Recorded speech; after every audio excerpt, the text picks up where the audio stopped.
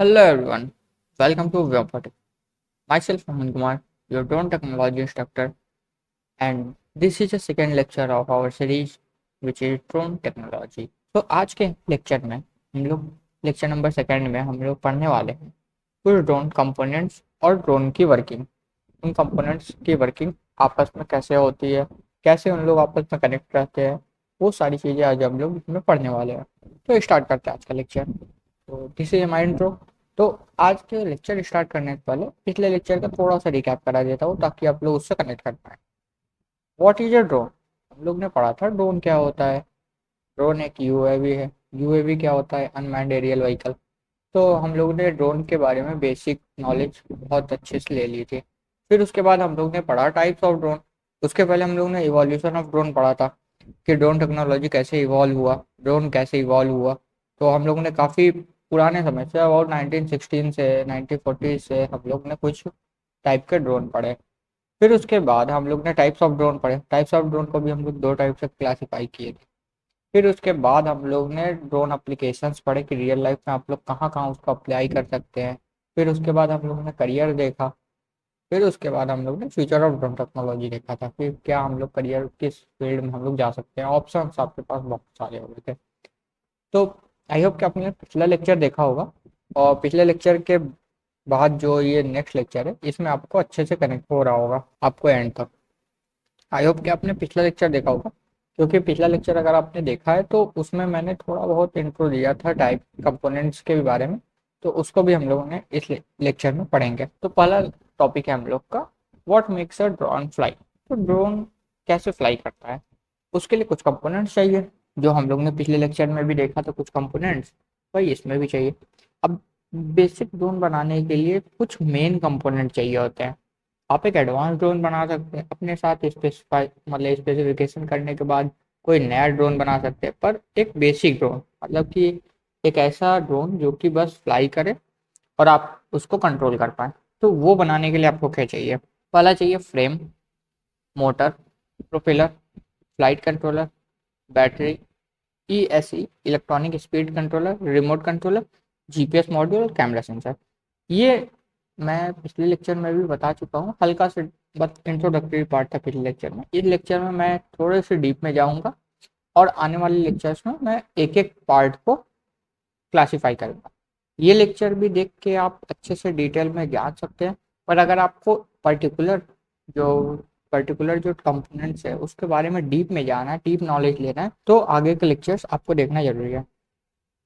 और हम लोग को रिमोट कंट्रोलर भी चाहिए होता है मतलब ड्रोन को कंट्रोल करने के लिए। फिर जीपीएस मॉड्यूल हो गया, कैमरा सेंसर्स हो गए। तो ये सारी चीज़ें आपको पता होनी चाहिए कि ये क्या होती है, मार्केट में कैसे अवेलेबल होती हैं, मार्केट में इसको देख के मतलब कैसे इसको परचेस किया जाता है। तो ये सारी नॉलेज अभी हम लोग पिछले वीडियो में या तो आने वाले कुछ लेक्चर्स में हम लोग देखें। तो स्टार्ट करते हैं पहले से ड्रोन फ्रेम। अब ड्रोन फ्रेम फ्रेम मतलब कि आप एक टाइप से बोल सकते हैं स्केलेटन ऑफ ड्रोन।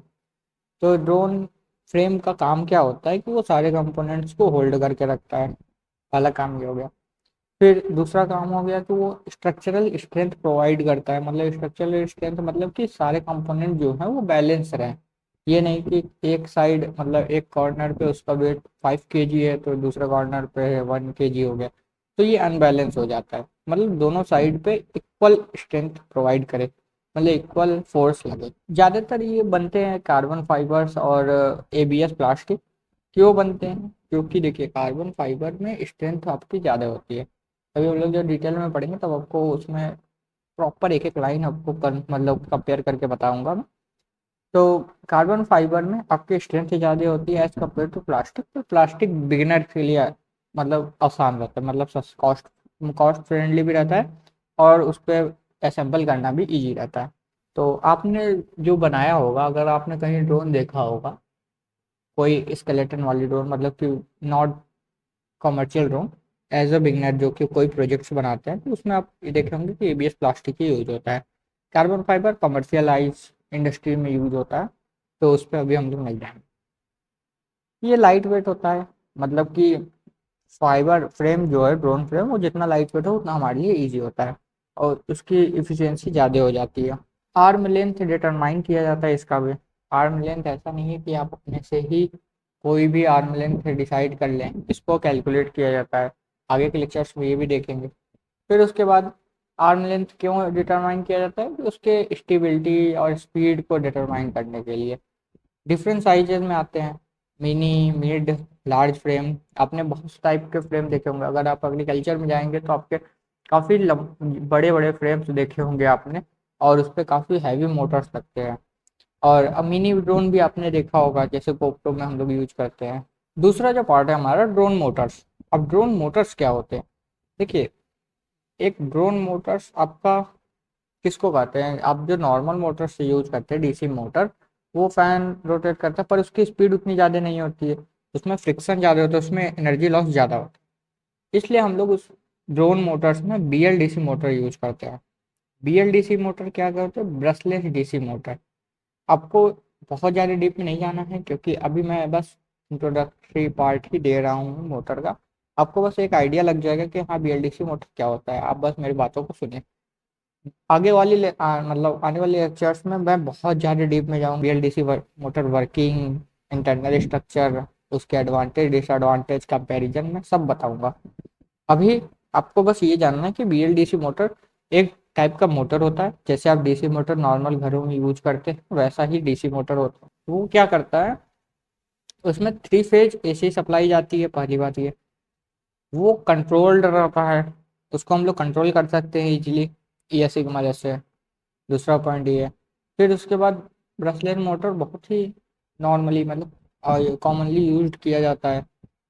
इसकी स्पीड बहुत ज़्यादा होती है, इसमें इफिशियंसी बहुत ज़्यादा होती है। इसमें जो फ्रिक्शन लगती है, क्योंकि इसमें ब्रश है ही नहीं, इसमें जो फ्रिक्शन लगती है बहुत कम लगती है, जिसकी वजह से इसकी इफिशियंसी और स्पीड बहुत ज़्यादा हो जाती है।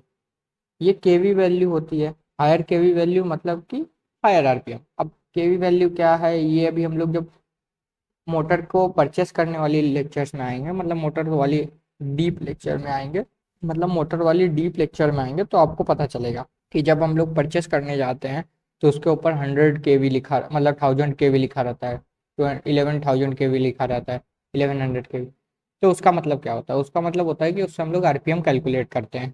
तो आपको बस इतना जानना है कि जितना ज़्यादा हायर केवी होता है उतनी ज़्यादा उसकी आरपीएम होती है। आरपीएम क्या होता है, कि रोटेशन पर मिनट, मतलब कि 1 मिनट में वो कितनी बार रोटेट कर रहा है। ठीक है। अब मोटर्स कितने लगते हैं ड्रोन में, लेट सपोज कि हम लोग ने क्वाड्राकॉप्टर बनाया, क्वाड्राकॉप्टर में 4 मोटर्स लगते हैं। तो 4 मोटर में दो अपोजिट कॉर्नर वाले मोटर सेम डायरेक्शन में घूमें, मतलब रोटेट करेंगे, और दो अपोजिट डायरेक्शन वाले सेम डायरेक्शन में।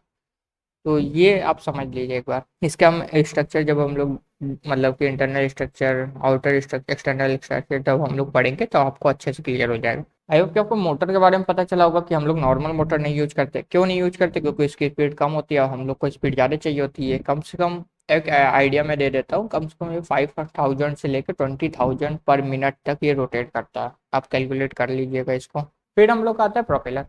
अब प्रोपेलर और फैन में क्या डिफरेंस है। आप जो घरों में फैन, मतलब कि अगर आप कोई प्रोजेक्ट बनाए होंगे, देखे होंगे फैन लगता है, फैन फैन भी नीचे एयर पुश करता है, प्रोपेलर भी डाउनवर्ड डायरेक्शन में एयर पुश करता है। पर जो प्रोपेलर का डिजाइन होता है वो बहुत ज़्यादा थ्रस्ट फोर्स के साथ नीचे पुल करता है, मतलब पुश करता है एयर को डाउनवर्ड डायरेक्शन में, जो क्या करता है कि पूरे ड्रोन को ही हवा में लिफ्ट कर जाता है।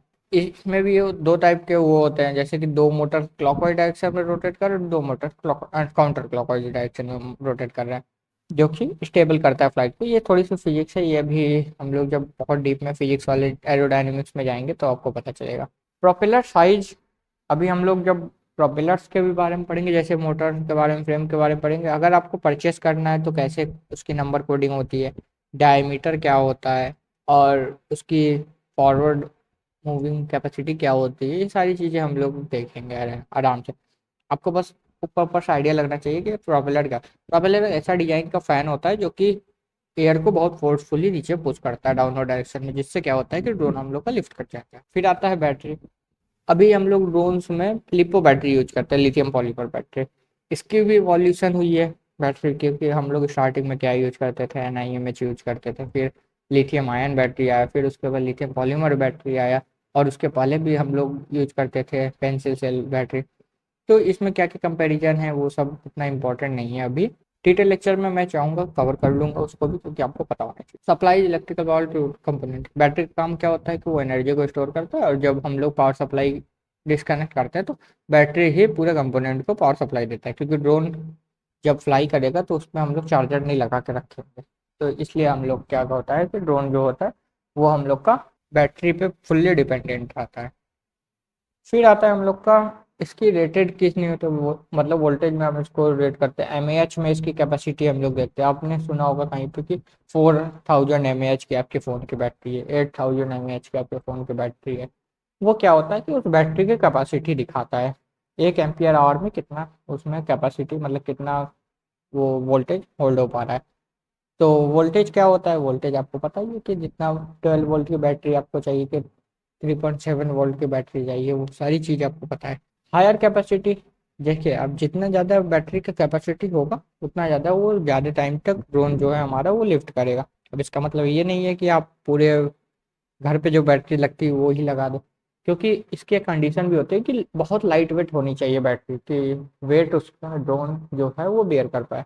ओवर चार्जिंग जो अगर बैटरी को करेंगे तो वो डैमेज होने लगता है कुछ समय बाद, वो उतनी इफिशिएंसी से वर्क नहीं कर पाता है, और हीट भी होता है। लिपो बैटरी पर आपको फायर से भी बचा के रखना पड़ता है, तो काफ़ी प्रिकॉशंस है। जैसे जैसे हम लोग का लेक्चर्स बढ़ता जाएगा, आप एक एक कंपोनेंट पे कमांड आपकी अच्छी होती जाएगी। बैलेंस चार्ज होना चाहिए, जब आपको ज़रूरत हो, जब बैटरी ख़त्म, मतलब जब बैटरी लो होने लगे, डाउन होने लगे, तभी आप उसको चार्ज करिए। आप अगर फुल चार्ज पे भी आप उसको चार्ज कर रहे हैं तो ओवर चार्ज होने की वजह से वो हीट करेगा, तो स्वेलिंग उसमें हो जाएगी।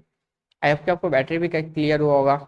ईएससी, हाँ, ये दो कंपोनेंट है, ईएससी और फ्लाइट कंट्रोल। इस पर आप थोड़ा सा मतलब कोशिश करिएगा कि फोकस बना के रखें, क्योंकि ये थोड़ा सा ट्रिकी क्वेश्चन। आपने बाकी सब चीज़ें तो पहले भी देखी होंगी, पहले उसके बारे में सुना होगा, तो उतना आपको कनेक्ट करने में दिक्कत नहीं होगा।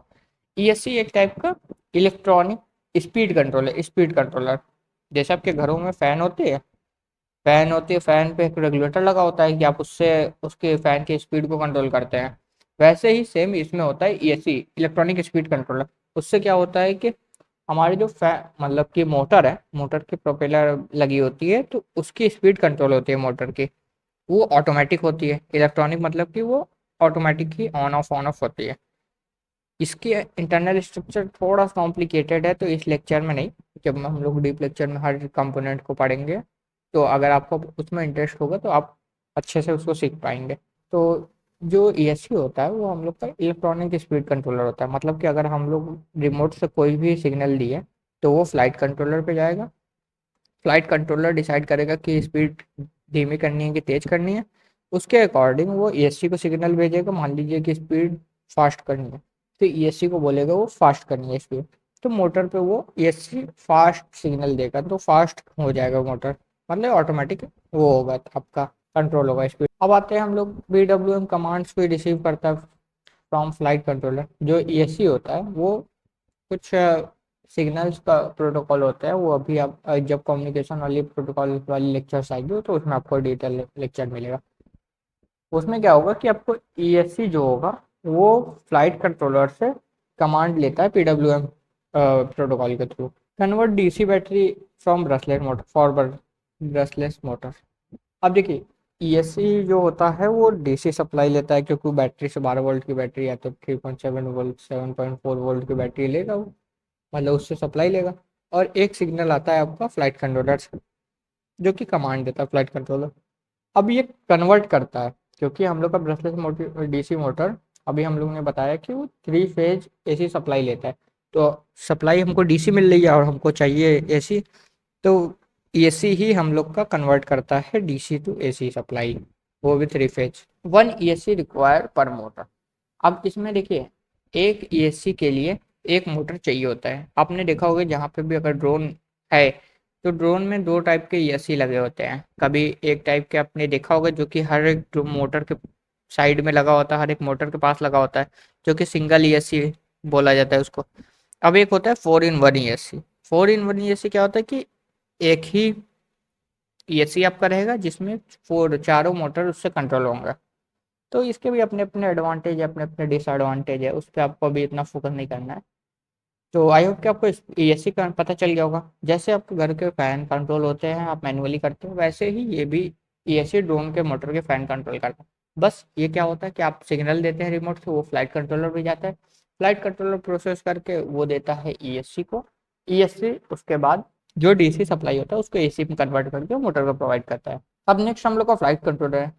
This is the most important topic और कंपोनेंट इन द ड्रोन। तो क्या होता है, ड्रोन का ब्रेन होता है जो, उसको हम लोग फ्लाइट कंट्रोलर कहते हैं।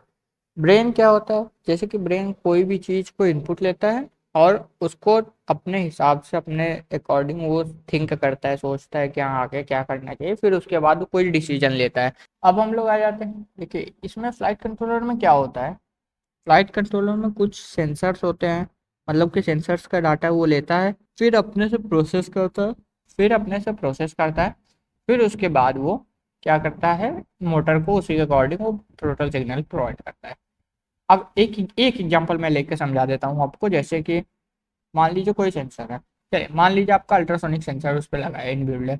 अब वो क्या कर रहा है कि अगर सामने कोई ऑब्जेक्ट आ रहा है तो वो बता देगा उसको, फ्लाइट कंट्रोलर को। अब मान लीजिए कुछ डिस्टेंस पे 10 मीटर पे एक ऑब्जेक्ट आ गया, अब ड्रोन को पता चल गया, मतलब फ्लाइट कंट्रोलर को सिग्नल पता चल गया कि हाँ 10 मीटर पे ऑब्जेक्ट है। वो क्या करेगा, एक टोटल सिग्नल प्रोवाइड करेगा ईएससी को कि अभी स्पीड थोड़ी सी धीमी कर ले, मतलब कि स्पीड कम होनी चाहिए। तो अब स्पीड कम हो गई, अब स्पीड कम हो गई तो हम लोग उस पर डायरेक्शन चेंज कर सकते हैं ड्रोन का। तो ऐसे भी वर्क करता है।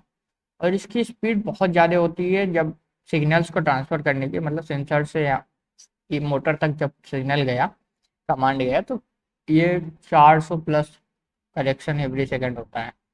मतलब समझ रहे हैं आप, 400 प्लस सिग्नल्स एक सेकंड में ये प्रोवाइड करता है, मतलब डाटा ट्रांसफ़र होती है इसमें। इसके अलग अलग फर्मवेयर है। अब माइक्रो कंट्रोलर अगर आपने मतलब पढ़ा होगा आईओटी एम्बेडेड में, तो माइक्रो कंट्रोलर में क्या होता है कि उस पर कोडिंग होती है हर चीज़ के लिए। अगर अलग सेंसर से ऐड करना है तो कोडिंग होती है, उसको रन कराना है तो कोडिंग होती है। फिर उसके बाद जब उसमें कोड स्टोर हो जाता है, फिर उसको वो ब्रेन की तरह वर्क करने लगता है। तो वो कोड करने के लिए हम लोग को कुछ सॉफ्टवेयर फर्मवेयर होता है, जो कि ऑड्रो पायलट होता है या तो बीटा फ्लाइट होता है। ये सब चीज़ें आपको सॉफ्टवेयर वाली पार्ट में आपको पता चल जाएंगे। आगे मैंने सब चीज़ बता ही दिया ऊपर जो जो लिखे हैं, कि सबसे पहले सेंसर से डाटा कलेक्ट करता है, फिर उसके बाद वो सेंड करता है कमांड एसी को, जो कि मोटर को इनडायरेक्टली समझाता है। रिमोट कंट्रोलर क्या होता है कि आपके जो हैंड से आप जो कंट्रोल कर रहे होंगे, जब आप ड्रोन फ्लाई कर रहे होंगे, हैंड से रिमोट कंट्रोलर के जो जॉयस्टिक्स है उसको कंट्रोल कर रहे होंगे, लेफ्ट राइट अप डाउन। तो उससे क्या होता है कि टोटल सिग्नल जनरेट होता है। थ्रोटल मतलब कि जब आप लिफ्ट जनरेट कर रहे हैं तो वो अप डाउन में अप डायरेक्शन में जाएगा, जॉ कर रहे हैं तो रोटेट होगा। यहाँ पे आपको कुछ डेफिनेशन दी गई है, मतलब कनेक्शंस आपको दी गई कैलिब्रेट करने के लिए, कि लेफ्ट साइड की जो स्टिक्स होती है वो एक तो थ्रोटल होती है और याव होती है। तो थ्रोटल मतलब क्या होगा कि अप डाउन, और याव मतलब रोटेट वो करता है। अभी हम लोग ने जो फ्लाइट मोमेंट में पढ़ा था तो वो पता चल गया होगा। फिर आता है राइट स्टिक, तो उसमें आपको रोल और पिच होता है। रोल मतलब लेफ्ट राइट, और पिच मतलब फॉरवर्ड और बैकवर्ड। ये चारों टोटल वो फ्लाइट मूवमेंट्स हैं। फ्लाइट मूवमेंट मतलब उसको कंट्रोल कैसे किया जाए, तो ये आप एरोडायनामिक्स पे आप पढ़ेंगे अच्छे से, एरोडायनामिक कंट्रोल। तो रिमोट कंट्रोल का आपको आई होप कि आपको आइडिया लग गया होगा कि उसके स्टिक्स जो जॉयस्टिक कंट्रोल होते हैं। अब डाटा ट्रांसफर कैसे होता है, एक होता है सेंडर और एक होता है रिसीवर, आरसी कंट्रोलर जिसको हम लोग बोलते हैं। तो आरसी कंट्रोलर, आप एक तो होता है सेंडर आपके वहाँ पे लगा होगा रिमोट में, और रिसीवर आपके ड्रोन में लगा होगा। अब ड्रोन से यहाँ पे कैसे आता है डाटा रिमोट पे, कि हमको पता चले सेंसर कितना वैल्यू दे रहा है, वो होता है टेलीमेट्री मॉड्यूल की वजह से। टेलीमेट्री मॉड्यूल क्या होता है कि जब ड्रोन से कोई भी डाटा रिमोट तक आए उसको हम लोग टेलीमेट्री मॉड्यूल कहते हैं। फिर उसके बाद हम लोग देखते हैं, ये सारी चीज़ें अभी हम लोग ने डिस्कस की है, कर ही लिए। हाँ, ये वर्क करता है 2.4 गीगा हर्ट्ज फ्रिक्वेंसी पे। देखिए 2.4 और 5.2 गीगा हर्ट्ज फ्रिक्वेंसी पे ऑपरेट होती है, 5.4। तो 2.4 गीगा हर्ट्ज पे हम लोग क्यों ऑपरेट करते हैं, इसका कोई रीजन है। जैसे कि अभी हम लोग क्या सोच रहे हैं, मतलब अभी हम लोग क्या देख रहे हैं, 2.4 गीगाहर्ट्ज़ आप लोग को लग रहा होगा बहुत छोटी वैल्यू है। नहीं, ये बहुत ज़्यादा बड़ी वैल्यू है, मतलब ये रेडियो फ्रिक्वेंसी है। जैसे आप पहले घरों में रेडियो आती थी, मतलब रेडियो में जब आप फ्रिक्वेंसी चेंज करते थे तो चैनल चेंज हो जाता था। सेम वैसे यहाँ पे भी होता है कि इस फ्रिक्वेंसी पे आप लॉन्ग रेंज तक कोई भी डाटा सिग्नल मतलब ट्रांसफ़र कर दे सकते हैं। हाँ, ये थोड़ा सा स्लो होता है, इसमें मिक्सिंग के चांसेस ज़्यादा होते हैं। पर जो आपके हाई और भी जो गीगा आर्ट्स होते हैं, अगर आप बहुत ज़्यादा हाई गीगा आर्ट्स पे वर्क कर रहे हैं तो उसमें क्या होगा कि आपको डाटा तो फास्ट ट्रांसफ़र होगा, लेकिन बहुत शॉर्ट रेंज के लिए होगा, जो कि हम लोग एफपीवी के लिए यूज करते हैं ज़्यादातर, जो वीडियोग्राफी और फोटोग्राफी में यूज होता है उसमें हम लोग यूज करते हैं। जीपीएस मॉड्यूल क्या होता है? जीपीएस मॉड्यूल बेसिकली आपका जो नेविगेट करने के लिए कोई भी सिस्टम, हम लोगों ने पिछले लेक्चर में भी देखा कि जीपीएस मॉड्यूल क्या करता है कि ये यूएसए बेस्ड कंपनी का मॉड्यूल है, नेविगेशन सिस्टम, जो कि 30+ सैटेलाइट्स ऊपर रोटेट कर रहा है ऑर्बिट में जी। उससे क्या होता है कि हम लोग के जो ड्रोन का जो जीपीएस होता है वो कनेक्ट हो जाता है, तो हम लोग का जो लोकेशन है वो एक्यूरेट आने लगता है। 1 to 3 मीटर्स इसकी एक्यूरेसी होती है। अब ये वर्क कैसे करता है? ये ड्रोन के लोकेशन को बताता है पहली बात। फिर इसके बाद ये return to home in safety enable करता है feature. Return to home safety क्या है कि आप जहाँ से इसको टेक ऑफ किए, जहाँ से ड्रोन लिफ्ट हुआ है, वहीं पे आके लास्ट में लैंड करे। इसको हम लोग कहते हैं रिटर्न टू होम सेफ्टी, जिससे कोई भी डैमेज नहीं होता। पहले क्या होता था कि ड्रोन में अगर हम लोग रिटर्न टू होम सेफ्टी नहीं था तो ड्रोन के अगर रेंज से बाहर चला गया, आउट ऑफ कंट्रोल हो गया, तो वो उसी डायरेक्शन में आगे बढ़ता जाता है। पर अब ये ऐसा नहीं होता है। अब होता है कि वो रिटर्न हो जाता है अपने होम पे, अगर वो आउट ऑफ रेंज हो गया तो। सपोर्ट ऑटोनोमस वे नेविगेशन। तो वे पॉइंट नेविगेशन क्या होता है कि आप जब कहीं पर फील्ड को इंस्पेक्ट करने के लिए कोई डाटा दे रहे हैं तो उसको आप अपने से कंट्रोल करेंगे तो ज़्यादा टाइम उसमें आपका वेस्ट होगा। उसको हम लोग ऑटोमेटिक वे पॉइंट उसमें डिसाइड करते हैं, तो वो क्या करता है, ऑटोनोमस वे पॉइंट पे वो नेविगेट करता रहता है, फिर वापस आकर return to home feature enable हो जाता है उसमें। हम लोग वो जीपीएस जो है वो एल्टीट्यूड प्रोवाइड करता है, डाटा स्पीड का डाटा प्रोवाइड कर रहा है, सारी चीज़ें वो मतलब वो प्रोवाइड करता है। और इसेंशियल फॉर जियो फेंसिंग। अब जियो फेंसिंग क्या होता है और रिस्ट्रिक्टेड एरिया क्या होता है? जियो फेंसिंग मतलब कि वर्चुअल आपका इमेजिनरी टाइप का फेंसिंग होता है कि इसके आगे ड्रोन नहीं जाना चाहिए। कहीं आप मिलिट्री बेस पे ड्रोन नहीं उड़ा सकते हैं, वहाँ पे कुछ जियो फेंसिंग होता है पर आपको दिखता नहीं है। वो जब आप ड्रोन फ्लाई करेंगे तो आपको ऑटोमेटिक पता चल जाएगा कि हाँ, इस एरिया के आगे मैप में अलाउ नहीं है हम लोग को। आई होप को जीपीएस भी क्लियर हुआ होगा। फिर आते हैं हम लोग camera and sensor. Camera and sensors क्या होते हैं? ये आपके थोड़े से स्पेसिफिकेशन वाले टॉपिक्स हैं। अब तक आपने जितना टॉपिक पढ़ा है उससे आप एक बहुत ही बेसिक सा और स्टेबल मतलब अच्छी खासी अपनी ड्रोन बनाने के लिए सीख लिया कंपोनेंट। अब कैमरा एंड सेंसर तब यूज किए जाते हैं जब आपको और भी एडवांस होना है, मतलब कि ड्रोन कहाँ जा रहा है वो आपको देखना है। ड्रोन के फॉरवर्ड व्यू, फ्रंट व्यू आपको देखना है कि ड्रोन क्या सामने क्या चीज़ आ रही है आपके रिमोट पे, तो हम लोग उसके लिए कैमरा यूज करते हैं। जैसे कि फोटोग्राफी वीडियोग्राफी शूट करने के लिए आप एफपीवी ड्रोन मतलब फ्रंट व्यू ड्रोन आप यूज करते हैं, फर्स्ट पर्सन व्यू। वो किस लिए होता है? क्योंकि उसमें कैमरा लगा होता है। अब सेंसर क्या होता है? सेंसर जैसे कि लीडार, अल्ट्रासोनिक सेंसर का भी मैंने एग्जांपल दिया था। और भी बहुत सारे सेंसर्स होते हैं, आईएमयू सेंसर, इसके लिए तो एक अलग ही लेक्चर बनेगी। उसके आप जितने भी सेंसर ड्रोन में यूज होते हैं आपको सब पता चलेगा। Optical flow sensor, thermal camera use किए जाते हैं रेस्क्यू करने के लिए, एग्रीकल्चर में रेस्क्यू और एग्रीकल्चर पर्पस के लिए यूज किए जाते हैं। तो बहुत सारे इसके एप्लीकेशन है। आप अपने एप्लीकेशन के हिसाब से वो सेंसर सेलेक्ट करेंगे और उस सेंसर को सिलेक्ट करके आप उसको मतलब कि फेच करेंगे फ्लाइट कंट्रोलर के साथ। फिर आता है हम लोग का ड्रोन, जो है हम लोग को कैसे फ्लाई करता है। अभी हम लोग ने बोला तो कुछ फ्लाइट मूवमेंट्स होती हैं, ये आपको पता होनी चाहिए, जो कि आप जब आप रिमोट से कंट्रोल कर रहे हैं। सबसे पहले होता है टेक ऑफ। टेक ऑफ मतलब कि जब आप उसको थ्रोटल सिग्नल देते हैं कि हाँ, ड्रोन जो चारों मोटर्स होती है क्वाड्राकॉप्टर की वो एक साथ ही ऑन होती है। उससे क्या होता है कि बहुत ज़्यादा थ्रस्ट जनरेट होता है, फोर्स जनरेट होता है डाउनवर्ड डायरेक्शन में, वो फिर ऊपर की तरफ मूव करती है। लैंडिंग मतलब कि जब हम लोग को लैंड करना है कहीं पे तो हम लोग सारे फोर मोटर्स को, ऑल मोटर्स को हम लोग टोटल सिग्नल देते हैं कि हाँ, अब स्पीड थोड़ी थोड़ी स्लो करते करते एकदम ऑफ करना है जब तक वो ग्राउंड पे पहुंचे। ठीक है, तो इसलिए वो लैंड कर पाता है। अचानक से नहीं बंद कर देता क्योंकि वो क्रैश कर जाएगा अगर हम लोग अचानक से सारे मोटर्स को ऑफ कर दिए। तो इसलिए हम लोग डिक्रीज करते हैं स्लोली स्लोली। फिर आता है हम लोग का रोल। रोल क्या होता है? रोल का मेन पर्पज है कि ये लेफ्ट और राइट को कंट्रोल करता है।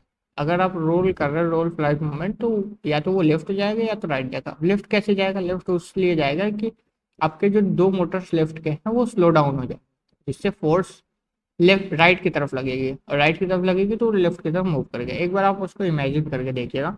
लेफ्ट अगर आपको जाना है तो दो मोटर लेफ्ट के, मतलब कि ऑफ नहीं, स्लो डाउन करिए, मतलब स्लो करेंगे तो आपका जो मोटर होगा वो टिल्ट कर जाएगा। अब टिल्ट करेगा ड्रोन, तो टिल्ट करेगा तो वो लेफ्ट के डायरेक्शन में मूव करेगा। क्लियर है? वैसे ही राइट के लिए राइट के दो मोटर्स हम लोग स्लो डाउन करेंगे। फिर हम लोग का pitch and forward back. Pitch मतलब करते हैं हम लोग कि अगर हमको आगे की तरफ जाना है और पीछे की तरफ जाना है तो हम लोग उसको पिच करते हैं, पिच कहते हैं फ्लाइट मूवमेंट। इससे क्या होता है कि सामने की दो मोटर्स जो होती हैं वो स्लो डाउन हो जाती हैं। उससे क्या होगा कि आपका जो ड्रोन है वो आगे की तरफ मूव करने लगेगा। अब वही बैक के लिए भी हम लोग बैकवर्ड डायरेक्शन के लिए भी सेम भी चीज़ यूज करेंगे। बैक के दो मोटर्स स्लो डाउन हो जाएगी। फिर हम लोग का यॉ। यॉ क्या होता है? यॉ मतलब रोटेशन। उसी पोजीशन पे या तो क्लॉकवाइज डायरेक्शन पे रोटेट कर जाए या तो एंटी क्लॉकवाइज डायरेक्शन पे रोटेट कर जाए। आपने कभी शादियों में देखा होगा कि एक ही जगह पे ड्रोन फ्लाई कर रहा है और वो रोटेट कर रहा है अपने ही पोजीशन पे, और एंगल आपका चेंज होके उस डायरेक्शन में चला गया। इससे बहुत ही एक्यूरेसी आपको मिलती है कि एक ही जगह रह के वो क्लॉकवाइज डायरेक्शन में एंटी क्लॉकवाइज डायरेक्शन में रोटेट कर जाए और मॉनिटर कर लें। आई होप आपको ये सारी फ्लाइट मूवमेंट्स जो हैं वो आपको क्लियर हुए होंगे। नेक्स्ट हम लोग चलते हैं वर्किंग प्रिंसिपल अब क्या होती है ड्रोन की। तो इसका भी बहुत सिंपल सा एग्जांपल, अभी हम लोग ने जैसे बोला कि सबसे पहले अभी हम लोग रिमोट कंट्रोल से सिग्नल देंगे। किसको? फ्लाइट कंट्रोलर को। रिमोट कंट्रोलर से फ्लाइट कंट्रोलर को देंगे सिग्नल। फिर फ्लाइट कंट्रोलर से वो आएगा सिग्नल ईएससी को। ईएससी देगा मोटर को। फिर मोटर जो है वो प्रोपेलर को देगा। फिर प्रोपेलर क्या करेगा? लिफ्ट को जनरेट करेगा अकॉर्डिंग टू द सिग्नल जो कमांड ईएससी के आया है। उसके अकॉर्डिंग मोटर रोटेट करेगा और उसके अकॉर्डिंग ये प्रोपेलर जो है लिफ्ट जनरेट करेगा। बस फिर क्या है, फिर ड्रोन फ्लाई करने लगता है कॉन्टिन्यूसली। अब जैसे जैसे उसको फीडबैक मिलेगा फ्लाइट कंट्रोलर से या तो रिमोट कंट्रोलर से फ्लाइट कंट्रोलर को, वैसे ही फ्लाइट कंट्रोलर देगा कमांड ईएससी को, ईएससी मोटर को। मोटर उसी के रोटेट करेगा और फ्लाइट जो प्रोपेलर है वो लिफ्ट जनरेट करेगा वैसे। तो वर्किंग प्रिंसिपल बहुत सिंपल है। अब कुछ सेफ्टी रूल्स हैं, जैसे कि फ्लाई इन ओपन एरियाज। हमेशा फ्लाई करें जहाँ पे कहीं ट्रीज उतने ज़्यादा ना हो, बिल्डिंग्स ना हो। क्राउडेड प्लेस पे नहीं फ्लाई करना चाहिए अगर आप एक्सपर्ट नहीं है तो। Never fly near airport. Airport, military base, government buildings के आसपास आपको कोई भी ड्रोन उड़ानी नहीं चाहिए, क्योंकि वो रिस्ट्रिक्टेड एरिया होता है, जियो फेंसिंग वहाँ पे हुई रहती है। Keep away from people. हमेशा एक सेफ डिस्टेंस बना के रखें, क्योंकि जो ड्रोन है उसकी प्रोपेलर की स्पीड बहुत ज़्यादा हो सकती है, इससे एक्सीडेंट्स भी हो सकता है अगर क्रैश किया तो, या तो आउट ऑफ कंट्रोल हुआ तो drone. Follow local regulation. Local regulation मतलब कि क्या हुआ? DGCA rules. अपना ड्रोन को रजिस्टर करिए डीजीसीए मतलब गवर्नमेंट पे। फिर उसका यूआईएन नंबर ऑब्टेन करिए। फिर उसके बाद एक एल्टीट्यूड फिक्स करिए कि हम इससे ज़्यादा ऊपर तक नहीं उड़ाएंगे ड्रोन। तो ये इंडिया की जो रेगुलेशन है DGCA regulation, rules and regulation के अंदर आती है, तो उसको जरूर फॉलो करें। फिर उसके बाद चेक बैटरी बिफोर। हमेशा जब आप ड्रोन फ्लाई करने लगे तो उसके पहले एक बार बैटरी आप देख लें कि हाँ बैटरी फुल है कि नहीं। आपकी फ्लाइट कितनी देर तक मतलब एयर में रहने वाली है, उसके अकॉर्डिंग आप अपनी बैटरी को सेटअप कर लें। सेफ्टी रूल्स बहुत इंपॉर्टेंट है। तो आज के लेक्चर में इतना ही था हम लोग के पास। अब बहुत ही डीप में जाने के लिए आगे आगे के कुछ लेक्चर्स हैं जो कि हम लोग बहुत ही अच्छे से डीप में जाएंगे, तो उसकी टेंशन आपको बिल्कुल नहीं लेनी है। एक बार मैं आज का जो कंपोनेंट मतलब कि आज के जो लेक्चर थे उसको समराइज कर देता हूँ। ड्रोन कंपोनेंट्स के बारे में हम लोग ने पढ़ा। ऑल 9 पार्ट्स को हम लोग आइडेंटिफाई किए। बेसिक बेसिक क्या होते हैं, कैसे वर्क करते हैं। मोटर एंड प्रोपेलर भी हम लोग देखा कि कैसे लिफ्ट जनरेट करते हैं। जीपीएस एंड सेंसर्स के बारे में भी हम लोग ने देखा। फ्लाइट कंट्रोलर के बारे में भी देखा। बैटरी या डीएससी के बारे में देखा। और वर्किंग प्रिंसिपल देखा, और फ्लाइट मूवमेंट्स भी हम लोग ने डिस्कस किया। आई होप कि आपको ये क्लियर हुआ होगा। तो आज के लेक्चर में इतना ही। तो मिलते हैं नेक्स्ट वीडियो में। Thank you.